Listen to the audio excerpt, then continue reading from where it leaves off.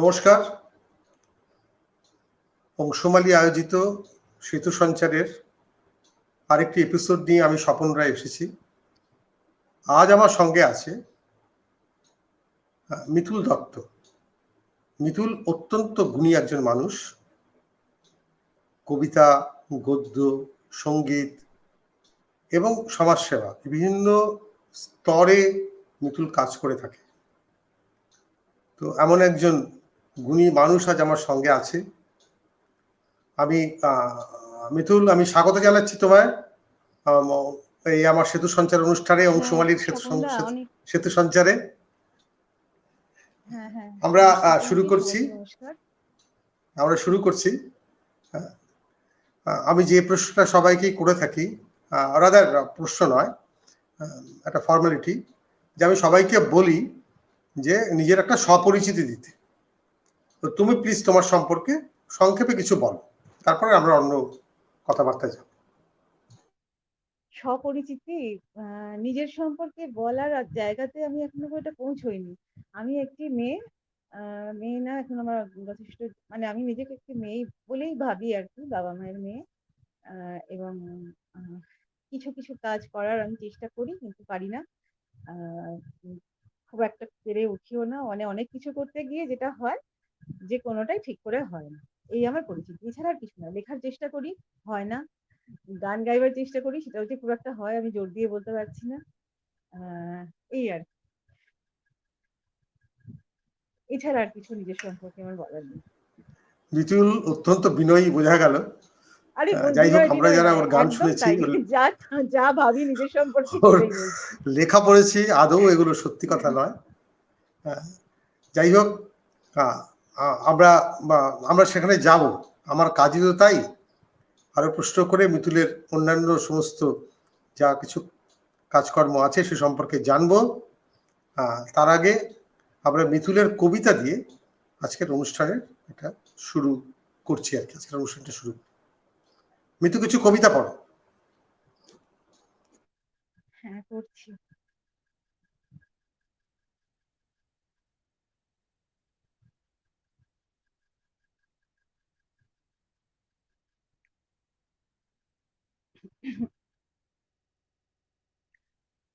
এই কবিতাটার নাম হলো, আচ্ছা কথা শোনা যাচ্ছে ঠিক করে? শোনা যাচ্ছে, কিন্তু তুমি খুব নড়ছো, মুভ হচ্ছে, খুব মুভমেন্টটা হচ্ছে। আসলে ফোনটা আমি হাতে ধরে রেখেছি, আমার ট্রাইপডটা গেছে। ওহো। ডিএনএ, যেখানে সমস্ত রেল লাইন এসে ঝাঁপিয়ে পড়েছে, সেই কালো গভীর গর্তের পাশে তোমার বাড়ি। ছোটবেলা থেকে হাত নাড়তে নাড়তে বড় হয়ে উঠেছে তোমার ছেলে মেয়ে। ছোটবেলা থেকে সাবধান করতে করতে সাইরেন হয়ে উঠেছে তাদের আওয়াজ, আর তাদের গড়িয়ে দেওয়া বলের মতো একটার পর একটা ট্রেন ডুবে গেছে গহ্বরের বিশাল হাঁ মুখে।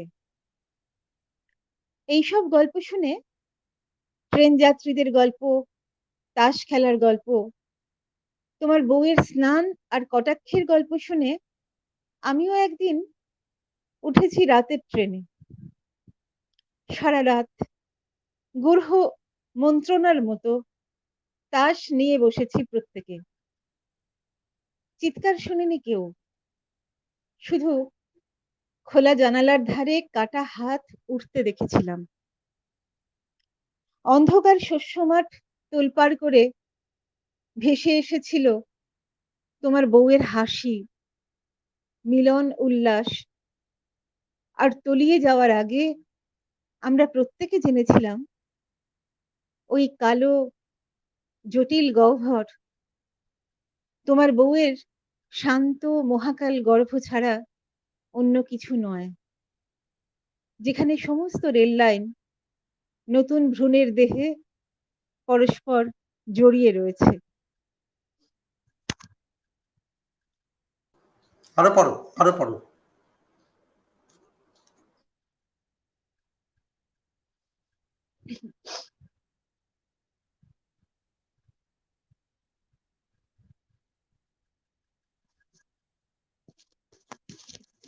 আত্মহনন।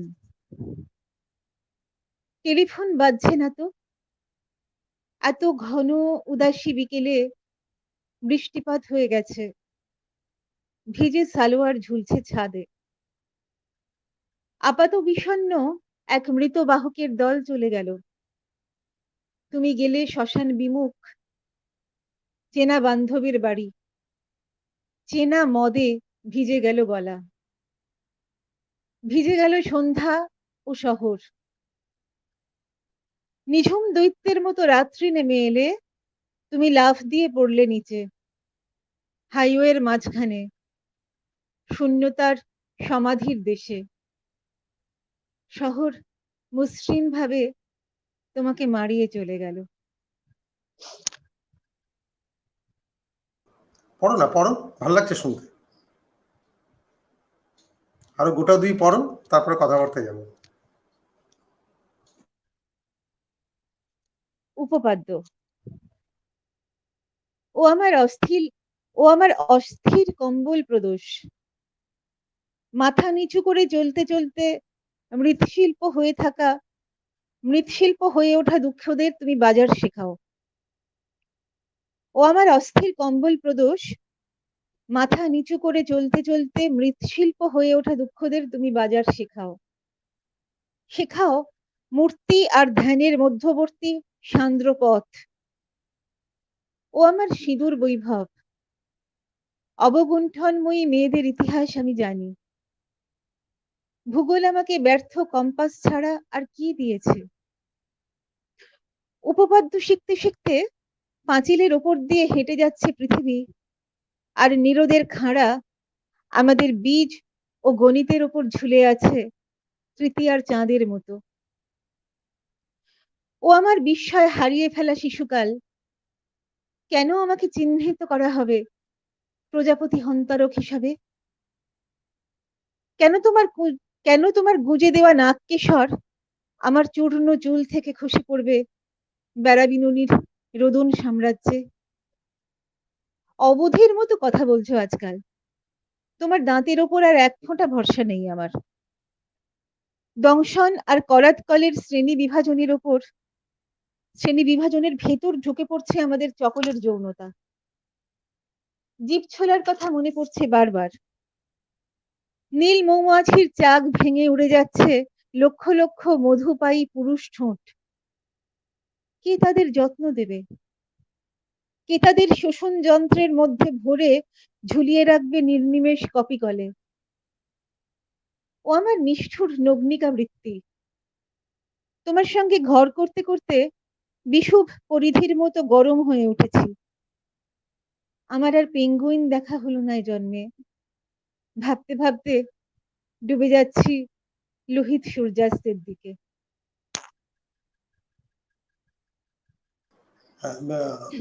খুব ভালো লাগলো মিতুল।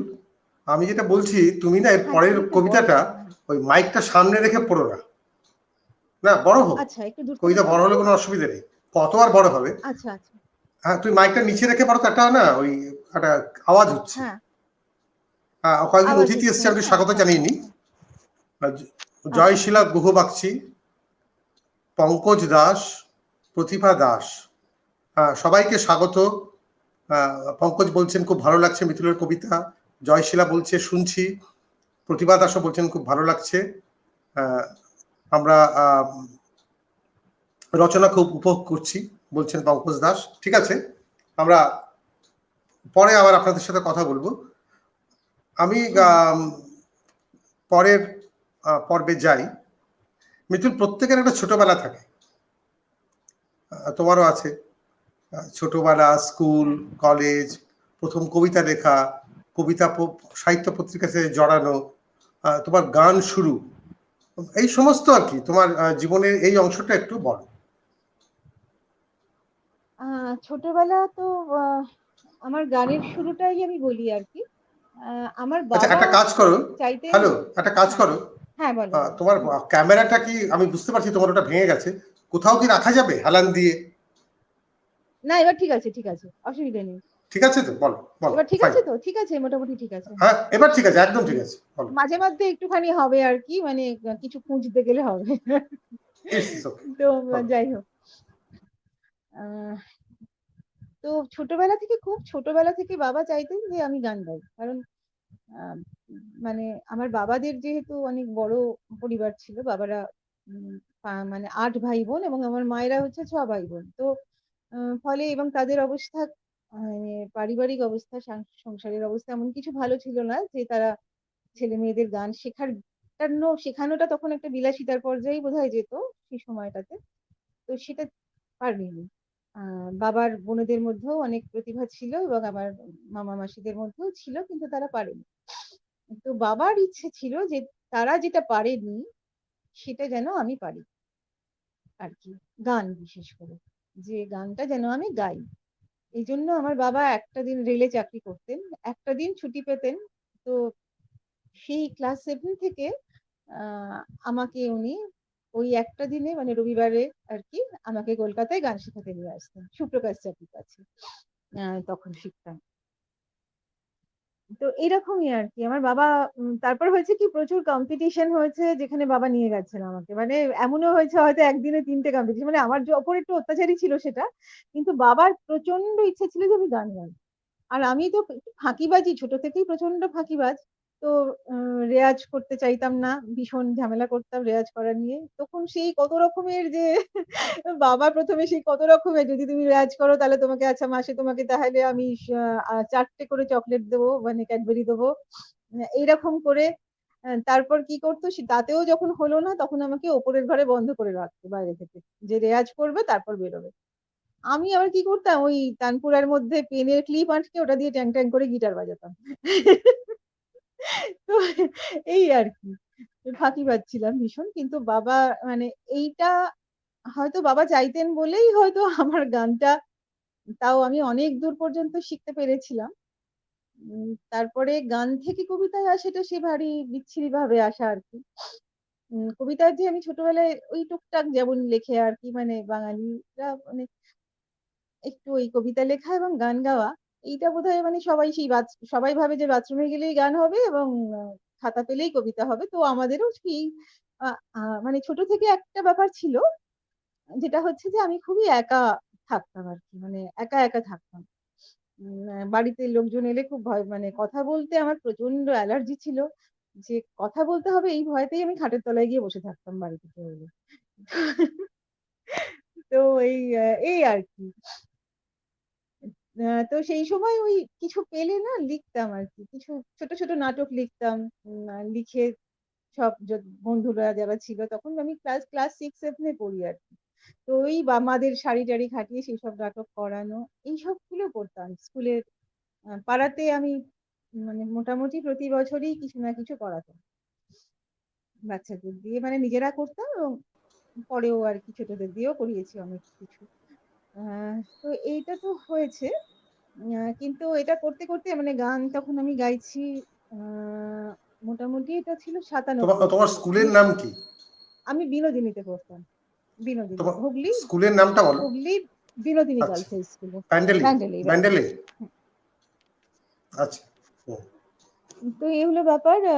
এবার তখন আমি শান্তিনিকেতনে ভর্তি হয়েছি, মানে বিশ্বভারতীতে ভর্তি হয়েছি গান নিয়ে, মিউজিক নিয়ে আর কি। আহ, তার তারও আগে বোধহয় এটা, না তারপরে, এটা আমি 97-এর কথা বলছি, তার অনেক পরে। আহ, আমি তখন খুবই রেয়াজ করতাম, ভীষণ খেয়াল গাইবো এরকম একটা ইচ্ছে ভেতরে রয়েছে, এবং প্রচুর রেয়াজ করতাম, দিনে প্রায় 7-8 ঘন্টা রেয়াজ করতাম সেই সময়। তো এরকম একদিন রেয়াজ করছি, করতে করতে হঠাৎ অসহ্য মাথার যন্ত্রণা শুরু হলো আমার।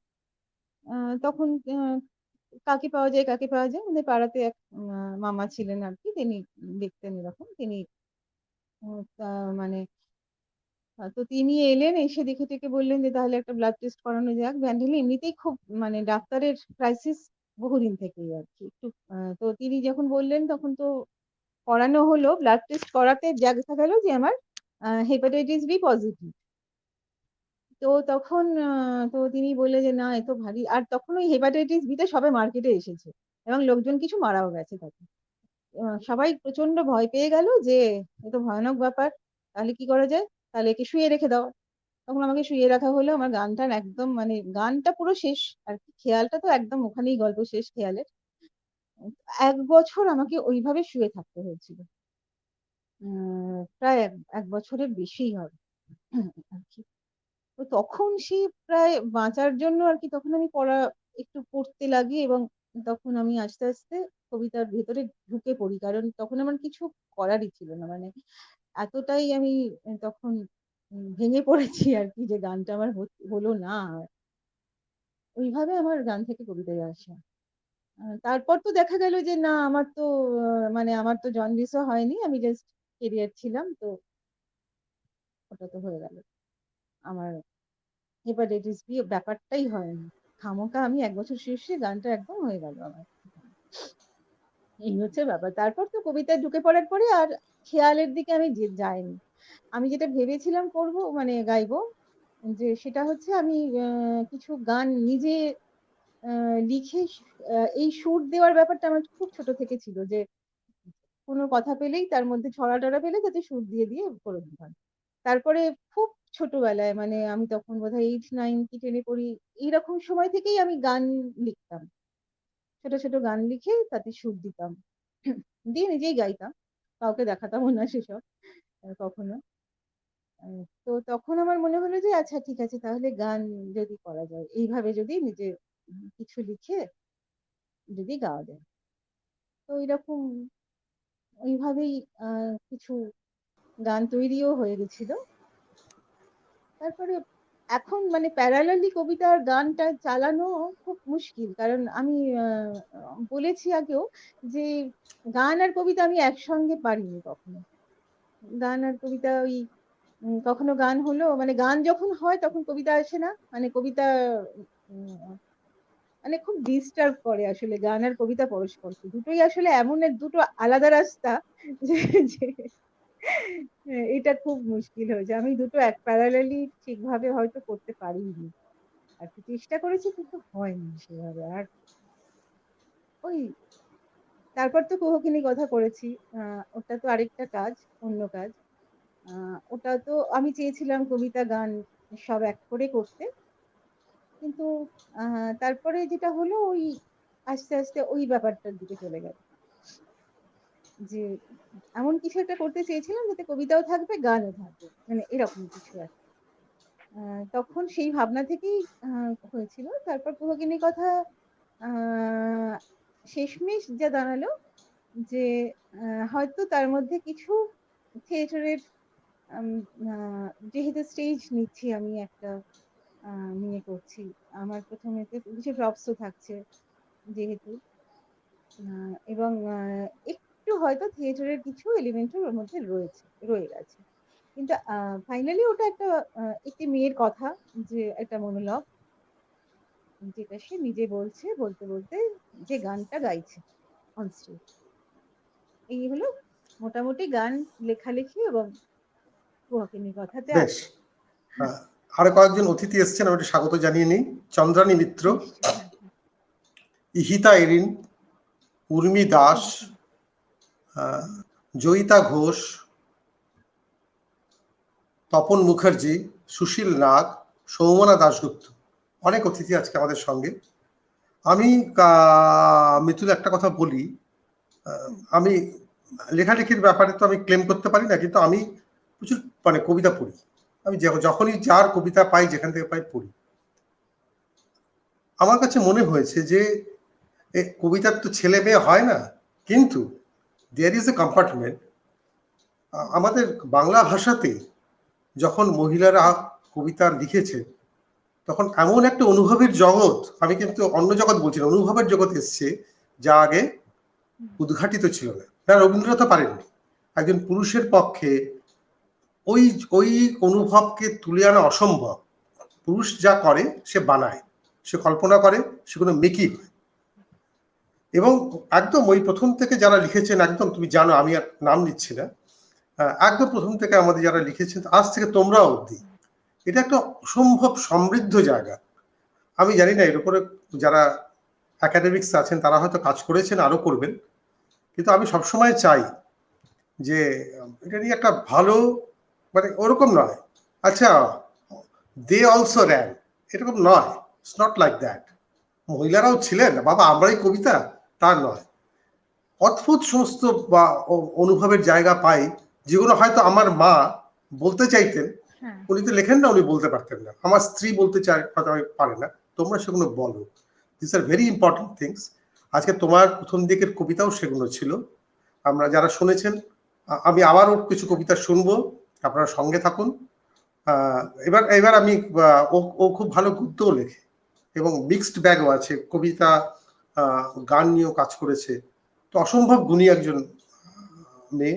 আরে না এখন এই ছোট্ট সময় ওকে তো আমি ধরতে পারবো না ভালো মতো, তবে আমি কিছু গদ্য, ছোট গদ্য তুমি পড়ো, তারপরে আবার কবিতার দিকে যাও। হ্যাঁ এইবারে এই বছরেই একটা মানে পেন কিলার নামে একটা ছোট গদ্যের বই, এটা ইতিকথা থেকে ক্ষুদ্রাকরা বার করেছিল। তো আমি এটাতেই সব ছোট ছোট, খুবই ছোট ছোট গদ্য আছে কিছু। আমি একটা লেখা পড়ছি এখান থেকে, দাঁড়ান একটু দেখুন।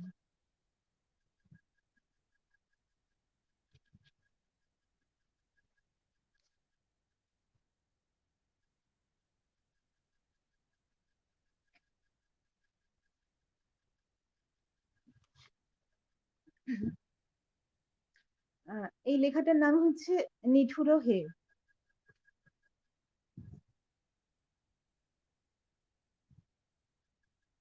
আমার এ ধূপ না পোড়ালে, গন্ধ কিছুই নাহি ঢালে, আমার এ দীপ না জ্বালালে দেয় না কিছুই আলো। অসহ্য লাগতো, কোনোদিন পছন্দ করতে পারিনি গানটা। শুনতে পাচ্ছ তো? মানে শুনতে অসুবিধা হচ্ছে না তো কোনো? ঠিক না না, আছে কোনো তো? অসুবিধা হচ্ছে না, স্পষ্ট। আচ্ছা, সেও তো কম দিনের কথা নয়। সে ছিল আমার শৈশব, 7-8 বছরের কচি বেলা। নতুন হারমোনিয়াম এলো আমাদের বাড়িতে, চণ্ডীদার বাবা এলো মাকে গান শেখাতে।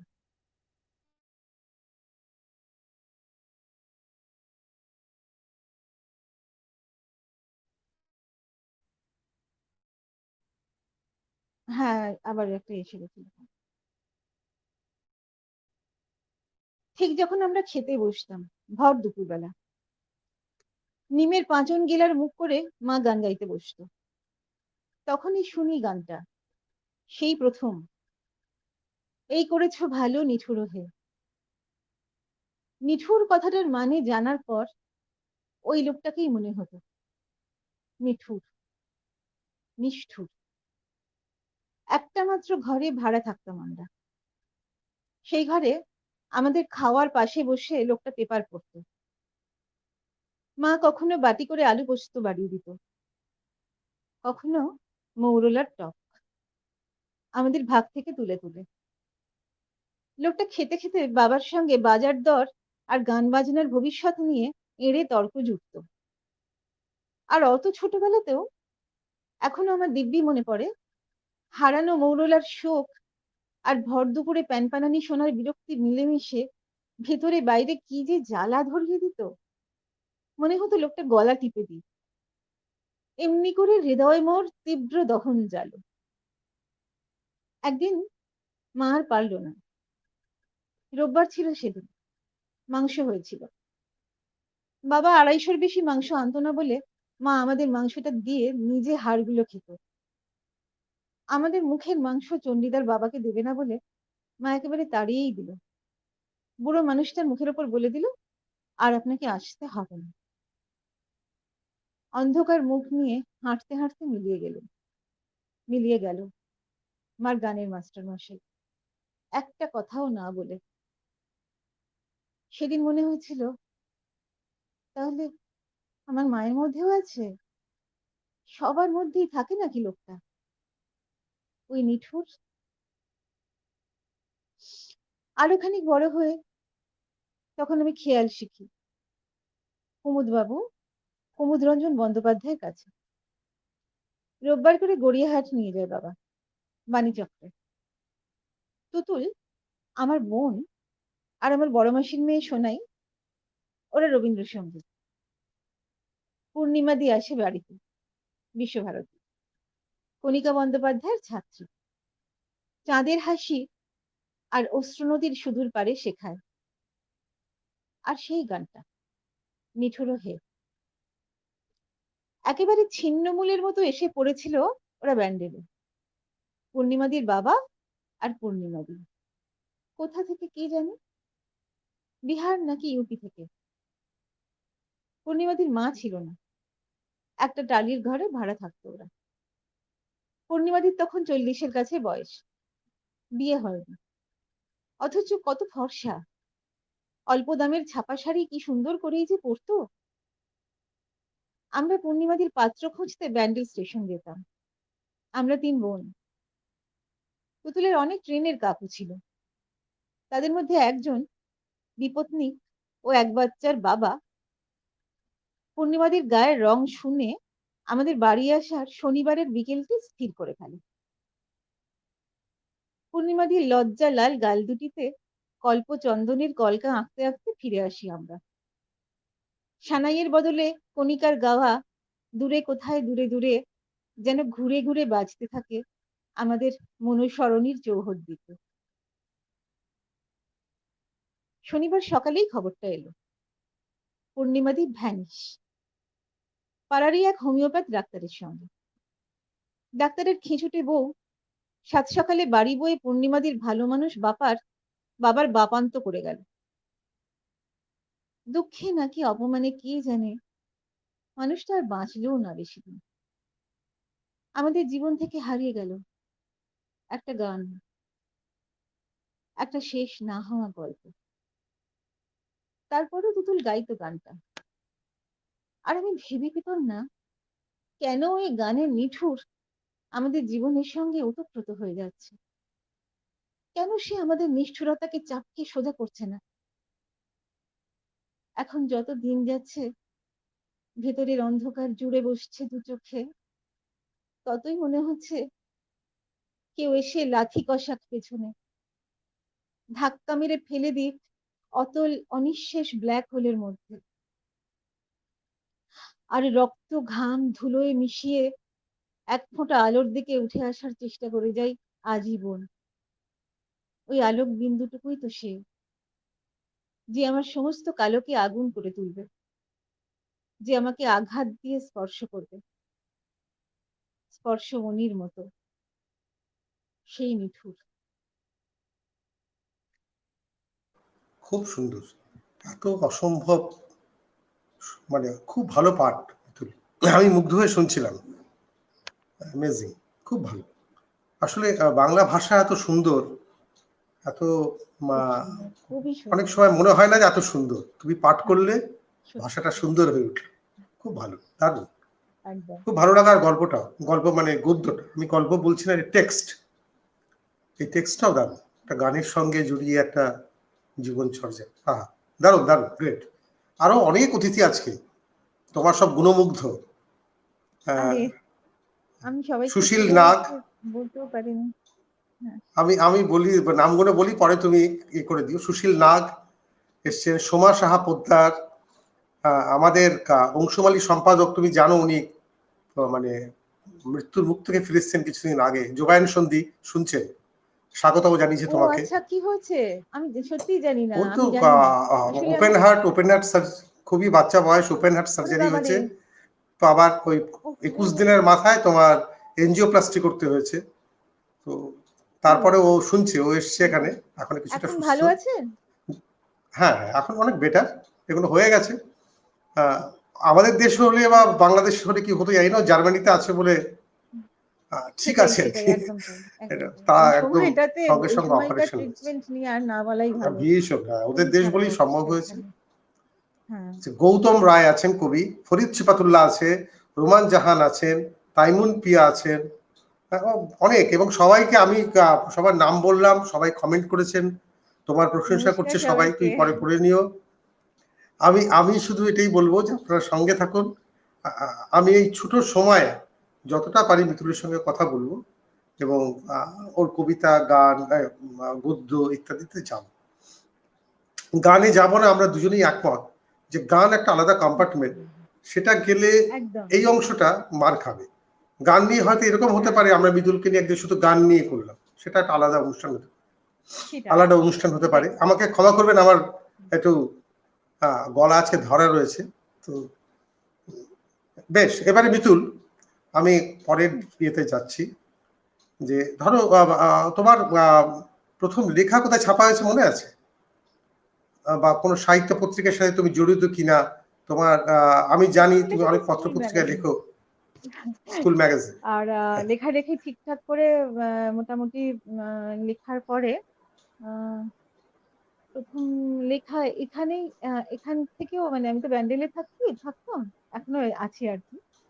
তো এখানে বেশ কিছু খুব ভালো কাগজ বেরোতো এখান থেকে। তো আমার প্রথম হুম লেখা এখানেই প্রবীর দা বার করতে কাগজটা, প্রবীর রায়চৌধুরী এখনো বোধহয় বার করেন, হুম নিশ্চয়ই করেন।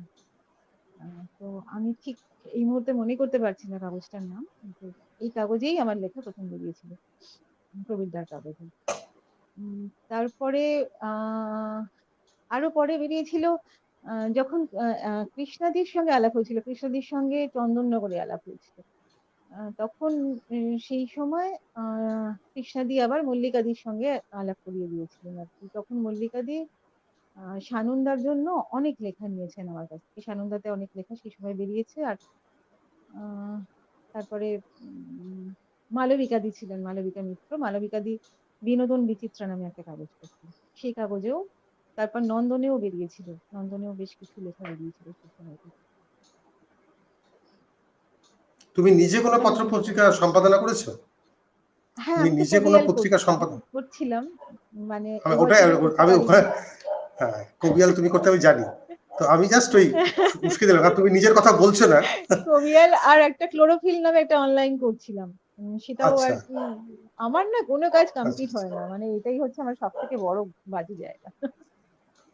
শুরু করি খুব বেশ। ঢাকঢোল পিটিয়ে, মানে মানে খুব উৎসাহ নিয়ে শুরু করি, তুমি তারপর আর তুমি সমাজসেবামূলক কিছু তবে কাজকর্ম করো, কবিয়ালটা আমি আমার জানি। ভীষণ, তুমি না সমাজসেবামূলক আমি কিছু কাজকর্ম করো। সমাজ সেবা কি করা যায় ওইভাবে, কি যে বলো। না তবুও যাই হোক, সমাজ সেবা এটা ভালো অনেক বড় কাজ। ব্যাপার, অনেক বড় ব্যাপার। মানুষের পাশে, আসলে ডিপ্রাইভড মানুষের পাশে অনেকের দাঁড়ানো। সাপোর্ট পাই যেহেতু, আমি হুম, সত্যি তোমাকে বলি, সেটা হচ্ছে যেহেতু আমি অনেকের সাপোর্ট এই সময়টাতে পেয়েছি, না পেলে কিছুই পারতাম না করতে, সত্যি বলছি। যেহেতু আমি পেয়েছি সাপোর্ট, ফলে আমি আমার মতো করে চেষ্টা করেছি যে যারা কাজ করছে তাদের দিয়ে যদি আমরা কিছু মানে তাদেরকে তাদের যাতে ফান্ডের অসুবিধাটা না হয়, তারা যেন সেই কাজটা ঠিক মতো করে করতে পারে। তারপরে আমরা নিজেরা চেষ্টা করেছি তো কিছু কিছু জায়গাতে যে পাঠাতে, এবং এখন যেটা চেষ্টা করছি যে তারা যাতে একটু স্বনির্ভর হয়ে আহ, কিছু তাদের জন্য, মানে আমি চাইছি যে কিছু মেয়েরা মিলে, বিশেষ করে আমি মেয়েদের কথাই ভাবছি, কারণ তা মেয়েরা অনেক গ্রামেই দেখি যে তাদের করার ইচ্ছে আছে অথচ তারা সুযোগ পাচ্ছে না। এই জন্যই আমি মেয়েদের দিয়ে করাতে চাইছি আর কি। তো তারা যদি বেশ নিজেরা কিছু করে তাদের অন্তত সংসারে তার একটা তাদের মানে একটা সাপোর্ট তারা দিতে পারে, অন্তত তাদের যাতে হাত খুব বেশি না পাততে হয় তাদের বরের কাছে হোক বা যাই হোক, বাবার কাছে হোক। এটাই আর কি, বেশ। যাতে তারা সংসারটা চালাতে পারে আপাতত। কারণ গৌতম রায় জোয়ার তো আমরা বলছেন যে দিয়েছি। হ্যাঁ, পাঁচকান করতেন, তুমি পাঁচকান নামে কিছু পত্রিকা পড়তে? পত্রিকা না, পাঁচকানটা হচ্ছে এটা ভারী, যখন ফেসবুকে লাইভ ব্যাপারটা প্রথম এলো, মানে যখন লাইভ করা যাচ্ছিল, মানে শুরু হলো লাইভ ব্যাপারটা, তখনই আমার মাথাতে ছিল যে আচ্ছা, যেটা হতো আগে, তো কবিয়ালের কিছু অনুষ্ঠান হয়েছে, বেশ কিছু অনুষ্ঠানই হয়েছে। তখন তো আমি সবাইকে বললাম যে এলেন এবং কবিতা পড়লেন তারা। এটা তো হলো, আমাকে একটা হল নিতে হলো, তার জন্য আমাকে সবাইকে ডাকতে হলো, এক জায়গাতে নিয়ে আসতে হলো সবাইকে, এটা হতো। তো আমি ভাবলাম যে আরে ফেসবুক নিজেই যখন একটা দরজা খুলে দিয়েছে, তো আমি সেই দরজাটাকে কেন আমি ইউজ করব না, সেটাকে ব্যবহার কেন করবো না আমি সেটাকে। তো আমার যে ওই পাঁচ কানের প্ল্যানটা তখন থেকেই শুরু হয়, মানে ক্লোরোফিল তখন আমি করছিলাম, এবং ক্লোরোফিলে আরেকটা ব্যাপার ছিল যে ক্লোরোফিলে কোনো কবিতা আমি রাখতে চাইনি, একেবারেই কবিতা নয়। তো সবাই সমানেই বলছে যে ক্লোরোফিলে কেন কবিতা নেই, কেন কবিতা নেই, তো আমি ভাবলাম ক্লোরোফিলে যদি অন্য ফর্মে কবিতাটা রাখা যায়, এরকম লাইভ ফর্মে আহ 5 জন কবি দুটো করে তাদের নিজের লেখা পড়বেন, তাদের নিজের কবিতা পড়বেন। এই ছিল পাঁচখানের কনসেপ্ট, প্রথমেই শুরু হয়েছিল এটা। তো এটা খুব বেশি করে হয়েছে মানে কোনো অনুষ্ঠানে আমি গেছি, আমি ওখানে অনেকেই তো ওখানে যেতেন আমার আ মানে আমার খুব প্রিয় যারা আরকি, আমি যাদের লেখা পছন্দ করি সেরকম অনেককেই আমি সেখানে পেয়েছি বা হয়তো ডেকে নিয়েছি। ১ম বার আমি ডেকে নিয়েছিলাম ৫ জনকে, যে ৫ টি মেয়েকে, রাকা, দীপান্বিতা, সম্রাজ্ঞী, সংঘমিত্রা আর তানিয়া। ওদের দিয়ে ৫ গান শুরু হয়েছিল। তারপর থেকে যেটা হয়েছিল যে আমি যখনই একসঙ্গে ৫ জনকে পাচ্ছি, আমি সেই ৫ জনকে দিয়ে একটা এরকম লাইভ কবিতা পাঠের অনুষ্ঠান করছি এবং সেটা যেকোনো জায়গায় হতে পারে। সেটা মানে সেটার জন্য তো একটা হলের দরকার হচ্ছে না। একটা কিছুর দরকার হচ্ছে না। আজ এই যে এত লাইভ হচ্ছে, কবিতার লাইভ হচ্ছে, এই যে তুমিও একটা লাইভ করছো। মানে আজ তো সেটার হয়তো একটা বীজই ৫ গানের মধ্যে ছিল। এটা আমাকে অনেকেই বলে, তুমি ৫ গান শুরু করলে, তারপর সবাই এখন Facebook এ লাইভ কবিতা পড়ছে। তো এটা কিন্তু খুব যাই হোক, ভালো আমি হয়েছে। তো খুব ভালো ঘটনাচক্রে জড়িয়ে হয়েছিল। গেছি। জীবনে এসব করিনি। ওই জোবায়ের না, না, সন্ধি হেভি, আমাকে খুব বাধ্য ভালো। করেছে। না, না। আমি হওয়া আমি দরকার, সত্যি হওয়াটাও নভিস দরকার এ আছে। ব্যাপারে। আমার বেশ, কোনো আমরা অভিজ্ঞতা সবাই নেই। মিলে একসঙ্গে একটু বকবকও তো হচ্ছে, আমার কোনো পূর্ব কতক্ষণ। অভিজ্ঞতা নেই। হ্যাঁ, এরকম অনুষ্ঠান করা। তবে আমি তো জানো আড্ডাবাজি লোক। আড্ডা হচ্ছে একদম, আড্ডা একদম, মারতে একদম। ভালোবাসি। আচ্ছা, এবারে আমরা তোমার কবিতা শুনবো আবার। কিছু কবিতা পড়ো। তারপরে আচ্ছা। ৩৬ মিনিট হয়ে গেছে, আরো কিছুক্ষণ কথা বলা যেতে পারে। তুমি কবিতা পড়ো।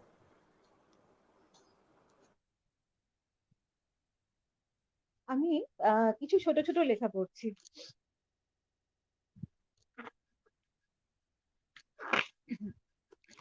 আ এই বইটা বেরিয়েছিল বাংলাদেশ থেকেই বেরিয়েছিল। বাংলাদেশের কবি প্রকাশন থেকে বেরিয়েছিল। এটার নাম ছিল 'মাছ লজেন্সের দিন'।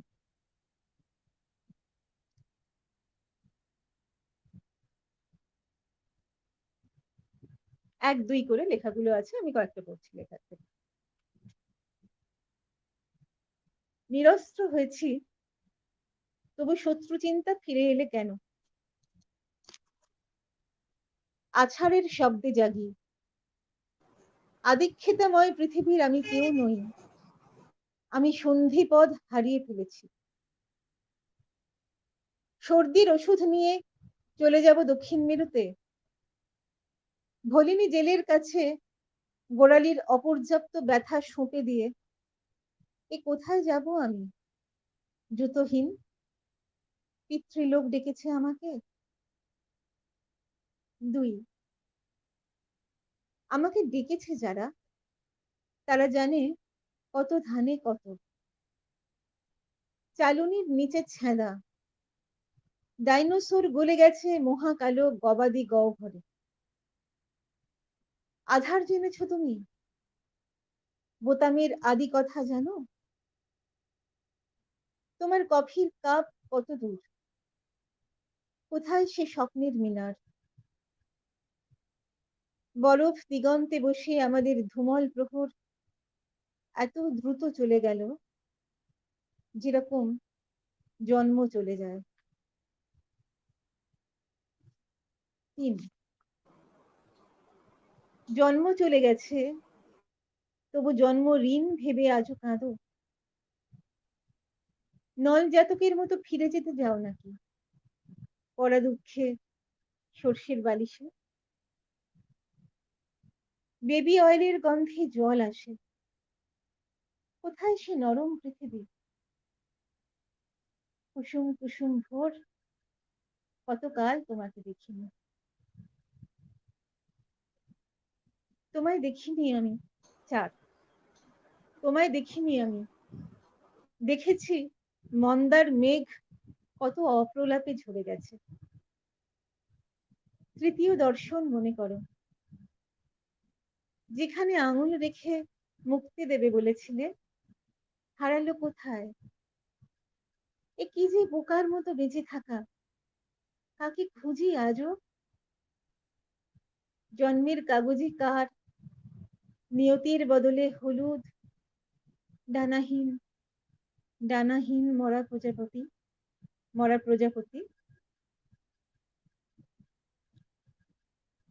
৫, ডানার ঈশ্বর, তার মূলাধারে পন্নগ বিষাদ, ছায়া ফেলে দূরে সরে গেছে। বাতাসে ফিসফিস, আদি কথা, যেন কেউ সিদ্ধান্তে এসেছে।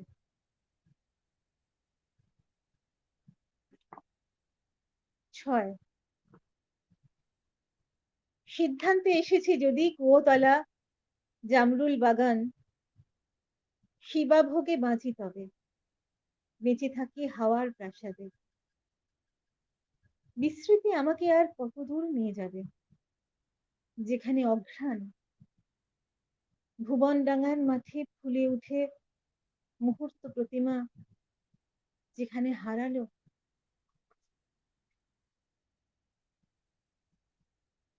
7 কোথায় হারিয়ে যায় মাছ লজেন্সের দিন, জলের দিগন্তে জাগে জল। তরল মেয়েটি তার অবিশ্বাস্য সোনালী শরীর ধুয়ে উঠে আসে সর্পগন্ধা ঘাটে। ছায়া ব্লাউজের মতো মাৎসর্য খোলস তার ভেসে যায় শরিকি পুকুরে। পাড়ার ছেলেরা আরো শান্ত হয়ে আসে। আরেকটা পড়ে নি, এটা শেষটা, মানে এটা 8 নম্বরটা। হ্যাঁ, পড়ো পড়ো পড়ো। আরো শান্ত হতে হবে বলেছিলে মাঘী পূর্ণিমায়। বৈশাখ পড়েছে তবু মুদ্রা দোষে বেঁচে আছো আজও। আমাকে আমার থেকে যেখানে সরিয়ে নেবে, আমি সেই গুহা সুন্দরীর শতাব্দী উত্তল পাছা ক্লিভেজ সংসর্গে আরো লিপ্ত হয়ে থাকি। দুপুরে এসেছো গান, অনুযোগে ছেয়ে গেছে পাড়া। অনাহত নাদের উত্থানে তবু তোমাকেই মনে পড়ে। ভাবি কবেকার ট্রেনের টিকিট, তুমি এখনো আসোনি। দারুণ দারুণ। আমরা অনুষ্ঠানের শেষ পর্যায়ে চলে এসেছি। তার আগে তোমার সাথে একটা কথা শেয়ার করি। অ্যাকচুয়ালি আমি আবার বলছি, মহিলা কবি হয় না, কিন্তু মানে আমার মহিলা কবিদের পড়া যেটা আর কি, সেটা শুরু হয়েছিল বাংলা ভাষা পড়েছি, কিন্তু সেটা মন দিয়ে পড়ি আমি আনা আখতামোভা, এবং ওই পড়ে ইংরেজি অনুবাদ, রাশিয়ান থেকে ইংরেজিতে অনুবাদ। ওই ওই তোমাদের ছোটবেলায় তোমরা দেখেছো কিনা, সোভিয়েত ইউনিয়ন থেকে বই বেরোতো, সোভিয়েত দেশ, ওরা পাবলিকেশন করতো, ওর কালেকশন আমার কাছে ছিল। আমি পড়ে অবাক হয়ে যাই। আলেকজান্ডার ব্লক আর এটা কিনেছিলাম, আনা আখতামোভা। আমি নামই শুনিনি তার। আমাকে কেউ একজন বললো, তখন কত বয়স হবে, খুব কম বয়স, পড়ে আমি মুগ্ধ হয়ে গেলাম। তারপরে পড়ি সিলভিয়া প্লাথ, পড়ে আমি এই কবিতা এরকম হয়। তারপরে আমি অবশ্যই বাংলা ভাষার কবিদের পড়েছি, অনেক পড়েছি, বারবার পড়েছি, কিন্তু আমার শুরুটা ওই ভালো লাগাটা আমার থেকে গেছে। এবং আমি বারবার দেখেছি যে, যেটা বলছিলাম আমি, যে অনেক অনাস্বাদিত, যেটা আমি জীবনে পাবো না, সেই অনুভূতি খুঁজে পাই। খুব ভালো লাগলো আজকে তোমার কবিতা সেগুলো পেলাম, তোমার গদ্যে পেলাম আজকের অনুষ্ঠানে। এবার আমি সবাইকে একটা প্রশ্ন করি, সে প্রশ্নটা তোমাকেও করব। সেটা হচ্ছে, ধরো কোনো কারণে তুমি রাষ্ট্রদ্রোহ করলে, আর তোমাকে রাষ্ট্র বলল যে মিথুন তোমার নির্বাসনে যেতে হবে। তো কিছু কিছু দিল তোমার যা কিছু নেওয়ার, কিন্তু তার সঙ্গে যে তুমি বললে যে আমি কিন্তু কিছু বই নেব, তখন বললে তুমি 3টে বই নিতে পারো। তো সেই 3টে বই তুমি কি কি নেবে আমাদের জানো। হাইপোথেটিক্যাল কোশ্চেন, তুমি হাইপোথেটিক্যালি বলো প্লিজ। খুব একটা নয়, গীতবিতানের 3টে পার্ট। Great, right right. আমি যাই হোক, এটা এটা এটা ভালো। কারণ না ধরো, ধরো আমি কবিতা তোমাকে আরেকটু করি। লেখার কোনো মানে তুমি হয় না, কারণ কবিতা মানুষ না, আমি আমি ধরে নিলাম যে সমগ্র ঘৃতবিতান তোমার একটা হলো, আরে আর কি নেবে। আচ্ছা, ওটা আমি একটা ধরলাম। একটা কি করে হয়? আর দুটো বই, গদ্যের বই বলো, কবিতার বই বলা দরকার। গদ্যের বই বলো। গদ্যের বই, আচ্ছা গদ্যের বই, আমার একটা অত্যন্ত প্রিয় বই হচ্ছে শ্যামল গঙ্গোপাধ্যায়ের আত্মজীবনী, এই জীবনের যত মধুর ভুলগুলি। বাহ, আমি ওটা নেব। আর দুটো হলো, আর একটা আর দুটো হলো আর একটা গদ্যের বই, আমি এতদিন গদ্য পড়িনি যে কিছুতেই আমি মনে করতে পারছি না যে তৃতীয় গদ্যের বইটা কি। হয়তো কোনো কবিতার বই নেব, গদ্যের বই হয়তো নেব না। ফাইন, ঠিক কবিতার আছে। বই তো যদি আর 3 নম্বর বই তোমার একটা প্রিয় কবির বই নেবে। ফাইন, আমরা কোনো একটা প্রিয় কবির বই, জানলাম একদম। মিতুলের কাছ থেকে। এবার মিতুল, আমার যে কাজটা আছে, অংশমালীর পক্ষ থেকে তোমায় অনেক অনেক ধন্যবাদ মূল্যবান সময় দেওয়ার জন্য। আমার আর তুমি ভীষণ যদি ভালো অংশমালীকে লাগছে। কিছু বলতে চাও, তুই বলতে পারো। অংশুমালীর এই মানে এই যে এইভাবে যে একটা আড্ডা মারার এবং মানে কি বলবো, এরকম একটা গল্প করার সুযোগ, এবং নিজের মানে সাব ব্যাংক কি যাই লিখে থাকি আর কি, সেই সব লেখা সবার সামনে পড়ার একটা এই যে সুযোগ, এই যে সবাইকে মানে আপনারা যে দিচ্ছেন, মানে তোমরা যে দিচ্ছ এটা, এটা কিন্তু ভারী ভারী ভালো। আমি কিন্তু বরাবর মানে আমার বারবার মনে হয়েছে যে আমরা আমরা যখন একটা এরকম একটা প্ল্যাটফর্ম পাচ্ছি, এই যে ফেসবুকটা কিন্তু আমরা কোনো বাজে কাজ না করে এইভাবে যদি ইউজ করি, এটা কিন্তু ভারী ভালো। মানে সবাই একসঙ্গে একটা জায়গায় হচ্ছি, আমাদের ভালো লাগা মন্দ লাগা আমি সঙ্গে সঙ্গে জানাচ্ছি যে হ্যাঁ এইটা আমার ভালো লাগলো বা এটা আমার খারাপ লাগলো, মানে বা এটা যদি আরেকটু ভালো হতো বা অন্যভাবে যদি করতেন বা অন্যভাবে যদি হতো ভালো হতো, মানে এই যে নেওয়া, মানে প্রতি মুহূর্তে আমরা নিচ্ছি, এটা কিন্তু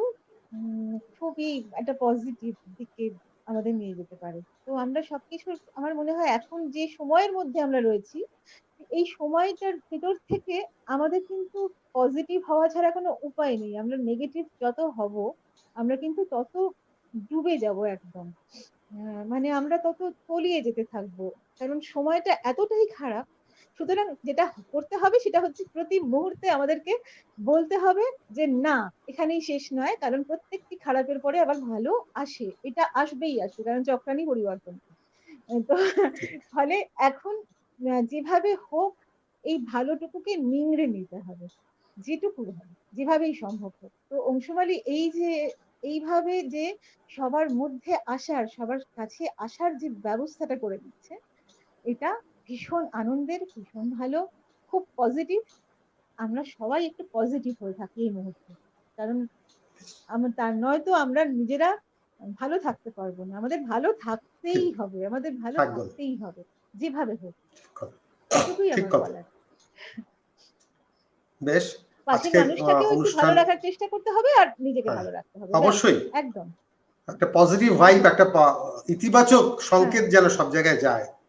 আর সব জায়গায় কথাবার্তাই যায়, এখন একদম। আমাদেরকে সান্নিধ্যে নিয়ে আসছে। হুম, সামাজিক সান্নিধ্য সান্নিধ্যে, কথাবার্তার মাধ্যমেই, ভার্চুয়াল কথাবার্তার হুম, মাধ্যমেই হবে। ঠিক কথাই বলেছো। একদম ঠিক, একদম যাই হোক, একদম। আমি আমার অনুষ্ঠান আমি শেষ করব, তার আগে জানাই আগামী বুধবার আমার সঙ্গে থাকবেন কবি সোমা সাহা পোদ্দার। তো আপনারা বুধবার আমার সঙ্গে থাকুন। আজকের মতো আমি এখানেই শেষ করছি। নমস্কার। হ্যাঁ, নমস্কার।